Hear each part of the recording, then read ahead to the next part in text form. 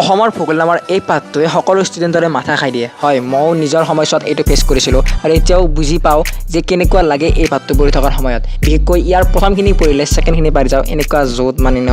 চ' আজি ইয়াৰে মই এটা চলিউশ্যন লৈ আহিছোঁ। চ' মই ইয়াৰ কি পইণ্টছ দিম, এক্সপ্লেনেশ্যন নহয়, কি পইণ্টছ। চ' ইম্পৰ্টেণ্ট লাইনবিলাক মই মাৰ্ক কৰিম, মোৰ লগে লগে তোমালোকে মাৰ্ক কৰি যাবা। আৰু মই গেৰাণ্টি দি কৈছোঁ যে এইখিনি যদি পঢ়ি যোৱা দেন তুমি ৰিজাল্টত পাবা 80% প্লাছ স্ক'ৰ ছ'চিয়েল ছায়েন্সত। কাৰণ মই তোমাক ডাইৰেক্ট ইম্পৰ্টেণ্ট কি পইণ্টছ দিম। আৰু এই চেপ্টাৰটোৰ কি পইণ্টছটো মষ্ট ইম্পৰ্টেণ্ট, কাৰণ এইটো ইমান হ'ব মনত ৰাখিব নোৱাৰি, বুজিব গ'লে বহুত জোত।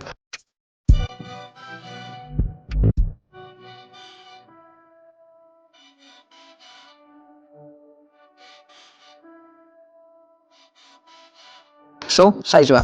চ' এতিয়া ষ্টাৰ্ট কৰিম আমি ইয়াৰ পৰা জনসংখ্যাৰ বিতৰণৰ পৰা। তো ইয়াৰ প্ৰথমতে এই লাইনটো ইম্পৰ্টেণ্ট যে 1901 চনৰ পৰা, যে 1901 চনত অসমত জনসংখ্যাৰ ঘনত্ব আছিল প্ৰতি বৰ্গ কিলোমিটাৰ মাত্ৰ 42 জন। কিমান জন আছিল? 42 জন। এই লাইনটো 1901 পৰা 42 জন। এই পইণ্টটো মন কৰিবলগীয়া যে 1901 চনত সময়ত অসমত জনসংখ্যাৰ ঘনত্ব কিমান আছিল? প্ৰতি বৰ্গ কিলোমিটাৰত 140 জন। নেক্সট আৰু তলতে আহিল কি যে সময়ৰ লগে লগে জনসংখ্যাৰ বৃদ্ধিৰ ফলত ঘনত্বও বৃদ্ধি পাবলৈ ধৰিলে আৰু 1941 চনত জনসংখ্যাৰ ঘনত্ব 1901 চনৰ তুলনাত দুগুণে বৃদ্ধি পালে। কিমান পালে? দুগুণে বৃদ্ধি পালে। 1941 তুলনাত 1901 চনত দুগুণে বৃদ্ধি পালে। প্ৰতি বৰ্গ কিলোমিটাৰ কিমান? 85 জন। প্ৰতি বৰ্গ কিলোমিটাৰত 85 জন। ঠিক তেনেদৰে স্বাধীনতাৰ ঠিক পিছতে অৰ্থাৎ 1951 চনত, এইখিনি মনত ৰাখিম, 1951 চনত অসমৰ জনসংখ্যাৰ ঘনত্ব প্ৰতি বৰ্গ কিলোমিটাৰত 102 জনলৈ বৃদ্ধি পালে। 102 জনলৈ বৃদ্ধি পালে। ইয়াৰ পৰৱৰ্তী কালছোৱাত জনসংখ্যাৰ ঘনত্ব বৃদ্ধি পালে। এইখিনি মানে ইম্পৰ্টেণ্ট নহয়, চ' ইয়ালৈকে মাৰ্ক কৰিম এইখিনি বস্তু ইয়াৰ পৰা ইয়ালৈ। চ' নেক্সট চাম 1991 চনত জনসংখ্যাৰ ঘনত্ব প্ৰতি বৰ্গ কিলোমিটাৰত 286 জন। 286 জন। 1991 চনত অসমৰ জনসংখ্যাৰ ঘনত্ব প্ৰতি বৰ্গ কিলোমিটাৰত 286 জন আৰু 2001 চনত 340 জন আৰু 2011 চনত 398 জন। মনত ৰাখি মেইনলি 2001 চনৰটো আৰু 2011 চনৰটো 340 জন আৰু 398 জন। বাট এইখিনি গোটেই পঢ়িম আমি। এইখিনি য'ৰ পৰা চিন দিয়া গৈছে, ত' এইখিনি গ'ল। নেক্সট তলত আহিল যে সাধাৰণতে যিবিলাক অঞ্চলৰ প্ৰাকৃতিক পৰিৱেশ অনুকূল নহয়, যাতায়াত আৰু অৰ্থনৈতিক অৱস্থা উন্নত নহয়, সেইবিলাক অঞ্চলত জনবসতি সেৰেঙা আৰু জনসংখ্যা কম হয়। কোনবিলাক অঞ্চলত জনসংখ্যা কম হয় বা জনবসতি সেৰেঙা? সেইটো হ'ল এইবিলাক। এই লাইনটো আমি চিন্তিম যে সাধাৰণতে যিবিলাক অঞ্চলৰ প্ৰাকৃতিক পৰিৱেশ অনুকূল নহয়, যাতায়াত আৰু অৰ্থনৈতিক অৱস্থা উন্নত নহয়, সেইবিলাক অঞ্চলত কি জনবসতি সাধাৰণতে সেৰেঙা আৰু জনসংখ্যাও কম। এইখিনি এটা ইম্পৰ্টেণ্ট বস্তু আছে কি যে সেই ব্ৰহ্মপুত্ৰ উপত্যকাত অসমৰ মুঠ জনসংখ্যাৰ 85% লোকে বসবাস কৰে। কিয় বসবাস কৰে? কাৰণটো কি যে ব্ৰহ্মপুত্ৰ উপত্যকাৰ সমতল ভূমি, সাৰুৱা মাটি, সুচল কৃষিকাৰ্য আৰু যাতায়াত ব্যৱস্থাৰ বাবে তাত জনবসতি ঘন। কাৰণ ইয়াত কি থাকে? ইয়াত জনবসতি ঘনকিয়া বা ইয়াত 85% লোকে কিয় বসবাস কৰে? কাৰণ ইয়াত সমতল ভূমি আছে, সাৰুৱা মাটি আছে আৰু সুচল কৃষিকাৰ্যৰ বাবে ব্যৱস্থা আছে, যাতায়াতো ইয়াত ভাল। গতিকে ইয়াত জনসংখ্যা বেছি। অসমৰ 85% লোকে কি কৰে? ব্ৰহ্মপুত্ৰ উপত্যকাত বাস কৰে আৰু ইয়াত কি হয় যে ইয়াত জনবসতি ঘন। চ' ইয়াত জনসংখ্যাৰ ঘনত্ব 2001 চনত প্ৰতি বৰ্গ কিলোমিটাৰত কিমান আছিল? 1220 জন। সিমান এটা ইম্পৰ্টেণ্ট এইখিনি নহয়, বাট তেনেই চাই থৈ দিম, সাধাৰণভাৱে মনত ৰাখিম। আৰু 2011 চনত 1502 জনলৈ বৃদ্ধি পাইছে। 502 জনলৈ বৃদ্ধি পাইছে। ব্ৰহ্মপুত্ৰ উপত্যকাৰ ভিতৰতে আকৌ ইয়াৰ উজনি অংশত উপত্যকাটোৰ মুঠ জনসংখ্যাৰ প্ৰায় 1% লোকে বাস কৰে। এইখিনি মনত ৰাখিম যে ব্ৰহ্মপুত্ৰ উপত্যকাৰ উজনি অংশত কিমান শতাংশ লোকে বাস কৰে টোটেল জনসংখ্যাৰ? সেইখিনি হ'ব 1% লোকে বাস কৰে। আৰু 2011 চনৰ তথ্য মতে জনসংখ্যাৰ ঘনত্ব হৈছে প্ৰতি বৰ্গ কিলোমিটাৰত 370 জন। মনত ৰাখিলেও ইমান এটা ইম্পৰ্টেণ্ট নাই বা ইমান কথা নাই। চ' এনেই মনত ৰাখিম যে 1% লোকে বাস কৰে উজনি অসমত। ঠিক তেনেদৰে আমি মনত ৰাখিম কি যে আনহাতে মধ্য ব্ৰহ্মপুত্ৰ উপত্যকাটোৰ মুঠ জনসংখ্যা কিমান বাস কৰে? মধ্য ব্ৰহ্মপুত্ৰ উপত্যকাত 27% লোকে বাস কৰে। আৰু 2011 চনত এই অঞ্চলটোৰ জনসংখ্যাৰ কিমান হৈছে? ঘনত্ব কিমান আছিল? প্ৰতি বৰ্গ কিলোমিটাৰত 500 জন আছিল। এইখিনি অলপ চাম। সেইদৰে নামনি ব্ৰহ্মপুত্ৰ উপত্যকা অঞ্চলত ব্ৰহ্মপুত্ৰ উপত্যকাটোৰ প্ৰায় 37% লোকে কি কৰে? নামনি ব্ৰহ্মপুত্ৰ উপত্যকাত বাস কৰে। আৰু ঠিক তেনেদৰে এই অঞ্চলটোৰ কি আছিল? জনসংখ্যাৰ ঘনত্ব কিমান? জনসংখ্যাৰ ঘনত্ব হ'ল প্ৰতি বৰ্গ কিলোমিটাৰত 631 জন। প্ৰতি বৰ্গ কিলোমিটাৰত 631 জন। এতিয়া আমি বৰাক উপত্যকাটো চাম। আনহাতে কি বৰাক উপত্যকাৰ বিষয়ে চাম। এতিয়াতো গ'ল ব্ৰহ্মপুত্ৰ উপত্যকা। এতিয়া বৰাক উপত্যকাত কি হ'ব? যে বৰাক উপত্যকাৰ সাৰুৱা সমভূমি অঞ্চলটোক কৃষিকাৰ্য আৰু যাতায়াতৰ বাবে সুচল হোৱাৰ কাৰণে এই অঞ্চলটোত জনবসতি ঘন। 2011 চনৰ ইয়াৰ পৰা মাৰ্ক কৰিম যে 2011 চনৰ তথ্য মতে এই বৰাক উপত্যকাত কি আছিল? বৰাক উপত্যকাত ইয়াত জনসংখ্যাৰ ঘনত্ব হৈছে প্ৰতি বৰ্গ কিলোমিটাৰত 545 জন। অৰ্থাৎ 2011 চনৰ তথ্য অনুসৰি বৰাক উপত্যকাত জনসংখ্যাৰ ঘনত্ব আছিল 545 জন প্ৰতি বৰ্গ কিলোমিটাৰত। আৰু অসমৰ মুঠ জনসংখ্যাৰ প্ৰায় 11% লোকে এই বৰাক উপত্যকাত বসবাস কৰিছিল। আৰু অসমৰ মুঠ জনসংখ্যাৰ মাত্ৰ 11% লোকে এই বৰাক উপত্যকাত বাস কৰিছিল।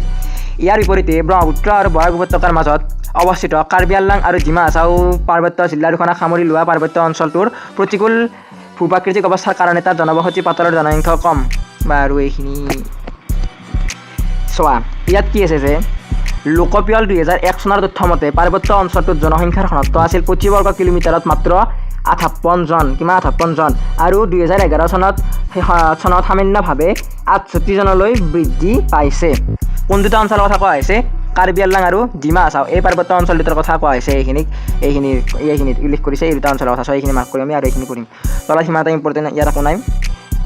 ইয়াত এইপিনে আৰু এটা আছে কি যে 2011 চনৰ তথ্য মতে অসমৰ ভিতৰতে কামৰূপ মেট্ৰ' জিলাখন সবতকৈ ঘনবসতিপূৰ্ণ, সকলোতকৈ ঘনবসতিপূৰ্ণ জিলা বুলি বিবেচিত হৈছে, য'ত জনসংখ্যাৰ ঘনত্ব কিমান প্ৰতি বৰ্গ কিলোমিটাৰত 2010 জন। গতিকে অসমৰ সৰ্বাধিক জনবহুল বা জনবসতিৰ ফালৰ পৰা যেতিয়া ঘনত্ব বেছি থকা জিলা কোনখন, সেইখন হ'ল কামৰূপ মেট্ৰ'। অৱশ্যে এই ক্ষেত্ৰত ঘনবসতিপূৰ্ণ গুৱাহাটী মহানগৰীৰ জনসংখ্যাই বিশেষভাৱে প্ৰভাৱ পেলাইছে।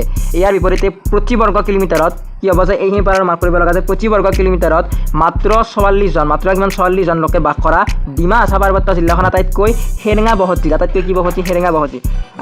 বসতিৰ জিলা হিচাপে চিহ্নিত হৈছে। এইখিনি আমি চাম। এইখিনি ইয়াৰ পৰা পিছৰ পৰা ইয়ালৈ। এইবাৰ আহিল পেজ নম্বৰ 73।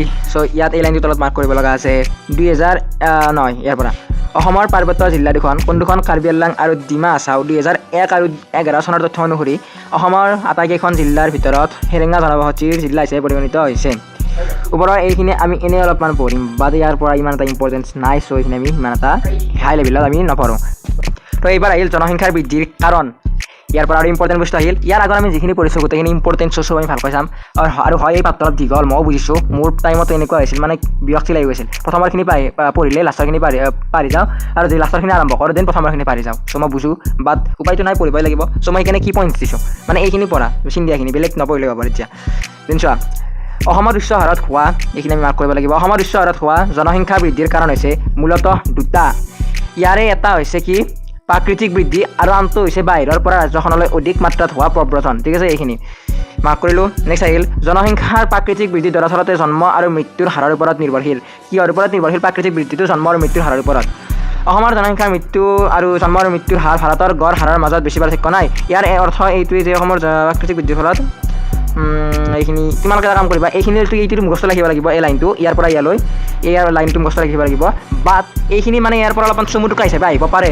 মানে কি হিচাপে সুধিব পাৰে মই কওঁ যে অসমত উচ্চ হাৰত হোৱা জনসংখ্যা বৃদ্ধিৰ কাৰণ কি, বা মূলতঃ দুটা কাৰণ, সেই দুটা ব্যাখ্যা কৰা, সেনেকুৱাকৈ আহিব পাৰে বস্তু। এইখিনি এবাৰ গোটেইখিনি এবাৰ ভালকৈ পঢ়িবা। এই পেৰেগ্ৰাফটো এটলিষ্ট এইখিনি আৰু এইখিনি যদি অলপ ভালকৈ পঢ়া দেন তুমি যদি বনাই লিখিব পাৰা দেন পাৰিবা বহুখিনি।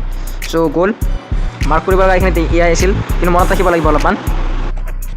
চ' নেক্সট চাওঁ যে ব্ৰিটিছে দেশৰ শাসনভাৰ লোৱাৰ সময়ৰ পৰা, এইখিনি বাৰু মাৰ্ক কৰিম, শাসনভাৰ লোৱাৰ সময়ৰ পৰা অৰ্থাৎ 1826 চনৰ পৰা অসমলৈ কম পৰিমাণে জনপ্ৰব্ৰজন হৈছিল, কিন্তু যোৱা শতিকাৰ আৰম্ভণিৰ পৰা অধিক সক্ৰিয় ৰূপত ৰাজ্যখনলৈ জনপ্ৰব্ৰজন হ'বলৈ ধৰিলে।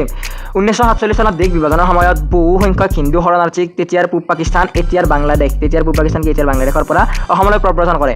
আকৌ ভাৰতৰ স্বাধীনতাৰ পৰৱৰ্তী কালছোৱাত ইয়াৰ পৰা আমি ধুনীয়াকৈ মাৰ্ক কৰি যাম, কাৰণ ইয়াৰ পৰা ধুনীয়াকৈ প্ৰশ্ন আহি যাব পাৰে। ধুনীয়াকৈ ব্যাখ্যা কৰা চমুটোকা লিখা। গতিকে আমি ইয়ালৈকে চাম, এইখিনিলৈকে ভালকৈ চাম। চ' 73 পেজত এইখিনি আছিল।